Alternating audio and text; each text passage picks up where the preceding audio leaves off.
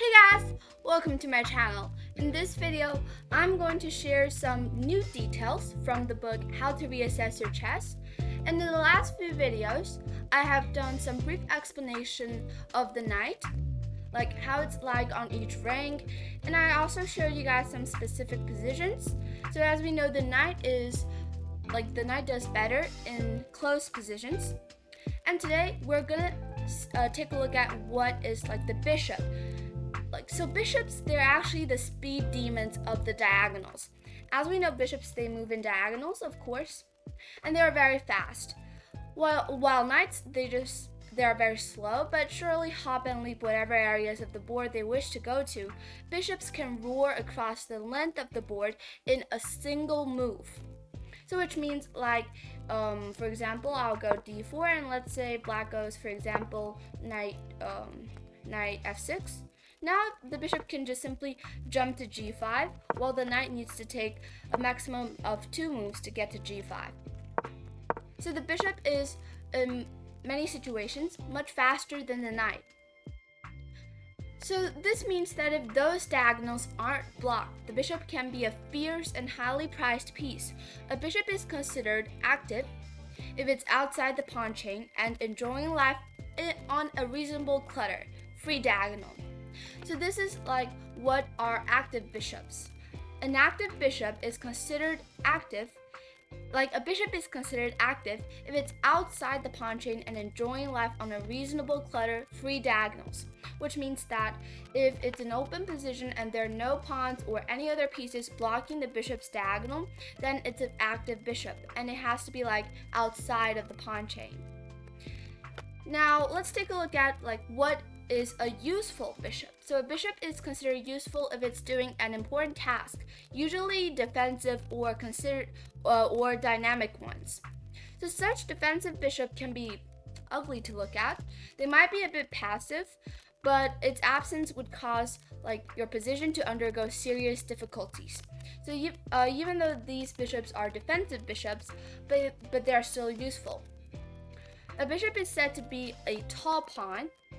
So this is a new saying, a tall pawn, if it's not serving a useful function and is trapped behind its pawns, thus making it inactive or passive. So this kind of bishop takes on the persona of an overgrown pawn that sadly can turn into a queen if it reaches the end of the board. So which means that the bishop, for example, in a very close position, let's just say just imagine if the pawn were on d4 and then the pawn, for example, on e5, f4, and then the bishop is on e3, for example. I'm not sure if you guys can imagine that, but just try to. Or maybe I'll just try to play a position like that. Just ignore all the moves. I'm just trying to emphasize how a bishop is like a tall pawn. Now, for example, let's go e5, and after all of this, just don't look at the moves. They make no sense actually, but just take a look at this. After, for example, just for example, of course, white won't be playing like this. Neither black won't play like this as well, but we can see that now this bishop is just like a pawn. It's being blocked by the queen and the king and the d4 pawn, as well as the f4 pawn, which means that it's just simply like a pawn being protected by the queen and the king, and also supporting d4 and f4, and there are no other uses for this bishop. This situation is, of course, a bit rare, but it's when, for example, your bishop is being trapped in a corner by pawns or cannot be moved. It has to protect pawns. In that way, it is considered as a tall pawn. So I'll repeat again. So a bishop is said to be a tall pawn if it's not serving a useful function and is trapped behind its pawns, thus making it passive.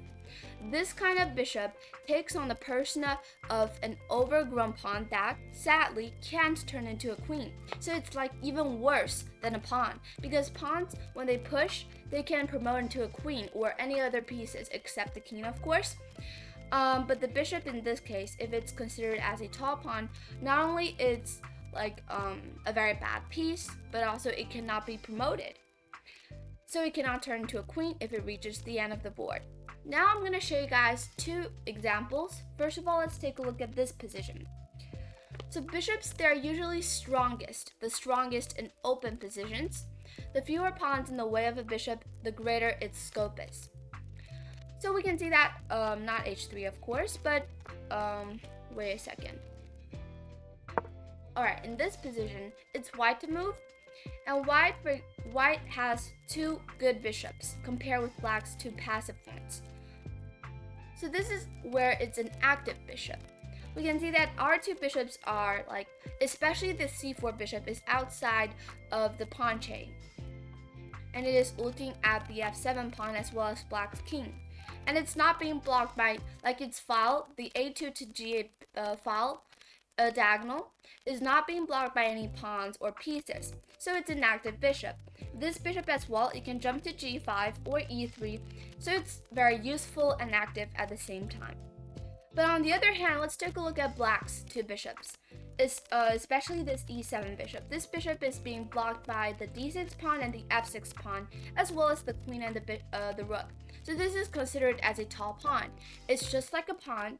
It cannot go anywhere, but probably in the future, when black opens up the center, it does have other usages, for example after d5, but right now it is considered as a tall pawn.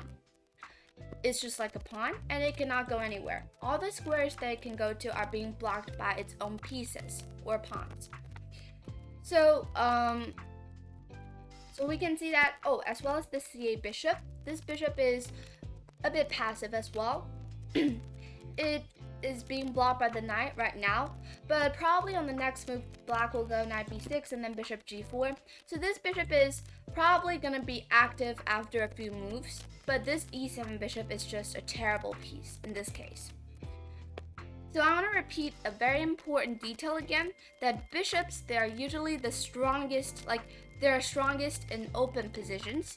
The fewer pawns in the way of a bishop, the greater its scope is. So you have to remember that. And in this position, for example, it's actually very easy for white to play. We can see that white is up in space, in the center, as well as development. We can see that black's pieces are all a bit scrammed in the corner or on the back rank. And here probably white will just go, for example, h3. Because now after knight b6, for example, bishop b3, there are no bishop g4 threats anymore because h3 has stopped bishop g4. So this is h3 is possible. Of course, you can also go, for example, bishop e3 or I don't know. Taking in the center actually is a bad idea here. You have to remember that, because after d takes e5, now this bishop, which was considered as a tall pawn in the previous position, is now actually active. It's going to be active on the next move with bishop c5 or even bishop b4 trying to trade it off. So taking on e5 is not a good choice. Just go h3 or something like bishop e3, just develop your pieces. And let's just say h3. Now if black takes, we go knight d4 or queen takes d4. Both are possible. After knight to d4, black will probably go something like d5 now, but after takes, of course if black takes, we'll just win a pawn, of course. But black can actually take, not take, but actually go knight b6. Yeah, black can actually go knight b6, and after bishop b3, now after knight d5, we can now go bishop g5. So even though this bishop or the diagonal is being opened up by black, we can see that our development, white's development, is still much faster than black's. And we can see that white's pieces are much more active. The rook is looking straight at the e7 bishop, and this bishop is also giving a very annoying pin, and probably d5 has a lot of pressure as well. So after bishop g5, now black will probably take on c3. After b takes c3, let's say queen c7 for example, but now white has a certain amount of advantage here. White is better but not winning. After queen e2 for example, attacking the bishop, now rook e8 is not good because there's bishop f6, which means black can only take with the g pawn because taking with the bishop will lead to queen e8. So something like this. But mainly I'm just trying to emphasize like the bishops. What is an active bishop and what is a tall pawn or a passive bishop. Alright, so now let's take a look at the next position. The next position is actually, the next position here is actually, this is, a highly exaggerated situation. We basically cannot like meet this or get into these kinds of positions in actual games, but this is actually worth telling, like worth explaining to you guys to emphasize how strong the bishop can be. In this situation, we can see that black is up 6 pawns. 1, 2, 3, 4, 5, 6 pawns. But and it looks like it's very scary. Black is gonna promote. You might say that, well, black has so many pawns and I'll just keep pushing all of them and I'll at least promote 2 or 3 queens and I'll be winning, of course. Well, in this case, actually it's not that easy. This bishop on g6 is an excellent piece. It is the king of, it is the strongest piece on b1 to h7. It controls all of the squares, basically. So which means that black, for example, pushes f5. Well, actually, it's white to play here. But for example, black pushes f5, we'll just take. So no matter which pawn black pushes, these 5 pawns, well, we'll just simply take. And there's no way for black to promote, actually. And if black pushes the h pawn, we're not going to take, of course, because then black will be able to promote. But actually, after h5, this pawn is just unable to promote because our king is in front of it, and the bishop will just need to help this pawn promote, and also at the same time look at these squares, control these squares, and prevent black from promoting. In this case, if white moves, then we'll just push our pawn and then promote. Black is not in time, and this will be checkmate. And there's no way for black to basically promote, even though he is up 6 pawns. But he is still unable to promote. So this is a very highly exaggerated situation, but it's a good example, to emphasize how strong the bishop can be. And just a reminder here, don't move your bishop away to, don't move your bishop away, because then it might give black some pushing chances. So just put the bishop on g6, preventing g7, h6, all the pawns to push, basically, as well as the same time controlling these squares, making black's king very hard to get out. So we'll just push, and then this will be winning. Alright, now let's go back here. If it were black to move, actually, here I just said it's white to move. Wait a second. I'm gonna make a new analysis. So if it were black to move, let's see, for example, here, wait a second. If it were black to move here, after king here, and then king is on h2. Alright.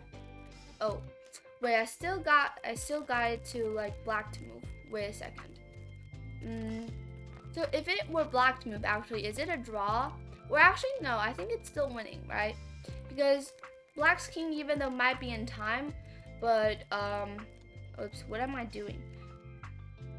But actually, I think it's not in time. Or wait, I'm gonna just briefly, okay, get this position now, and it's black to move. All right. Well, in this case, oh yeah, actually, if it were black to move, then black will be winning, actually, because now after king g8, of course, even though our bishop still controls this diagonal, basically, and it's of course a good bishop, but after push, black is in time, as I've said, in time to take this pawn, and after taking, black will be winning. But actually, in the book, it was white to move, and white will just simply be winning, just need to push pawns. But no matter who is on the first move, we can see that this bishop is a very strong piece. Even though black is up 6 pawns, none of them can be pushed immediately without the king's support. So we can basically see how strong this bishop is. So I hope you guys just learned something from these two positions to see how strong bishops are, and actually don't get yourself into having these kinds of very passive and what we call tall pawns. don't get yourself into these kinds of situations because that won't be good. You'll basically have two very passive bishops here. And well, here if it's white to move, basically white will be just winning to push pawns. And these kinds of bishops are basically very active, useful, and are very strong. Alright, so hope you find all of these very useful to you. Probably you've learned something like, yeah, and hope that when you play games, you have to get your bishops out of the pawn chains in order to get an active bishop, and don't put your bishop inside the pawn chains and block it with all of your pieces, because that is not what a good bishop is like. Alright, so hope you like my videos, and please subscribe, and see you in the next video. Bye!